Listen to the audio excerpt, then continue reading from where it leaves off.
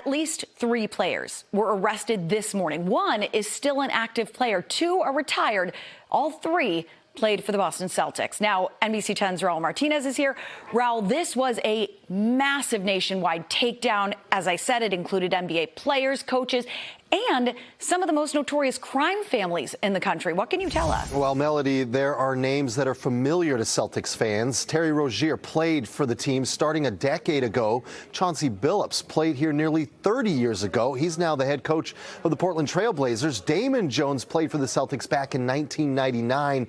He played there for a few months. All 3 arrested this morning. This is as part of a federal investigation into sports betting and illegal gambling. Now, the FBI says it's a nationwide probe that led to more than 30 people being arrested on charges that range from wire fraud, money laundering, extortion, robbery, and illegal gambling. At least 13 people arrested are involved in organized crime from well-publicized La Cosa Nostra crime families, and investigators say there are 2 separate fraud rings. One involves sports betting, and the other involves illegal gambling.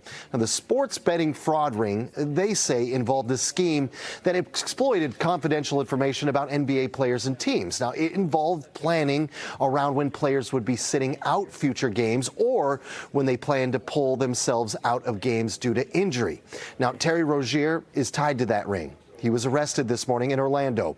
He now plays for the Miami Heat, and it is believed he was charged for actions when he played for the Charlotte Hornets. Now, the second indictment was allegedly involving a nationwide scheme to rig illegal poker games. Now, Portland Trail Blazers head coach Chauncey Billups is accused of taking part in that. Now, in this scheme, prosecutors say professional athletes allegedly were used to lure victims to the table, as prosecutors described them as, quote, face cards.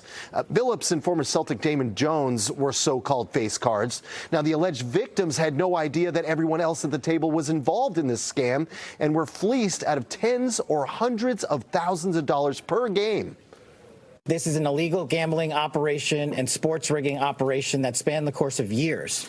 Not only did we crack into the fraud that these perpetrators committed on the grand stage of the NBA, but we also entered and executed a system of justice against La Cosa Nostra. Well, the players are scheduled to make court appearances today in cities around the country. We'll, of course, keep you updated as more information comes in.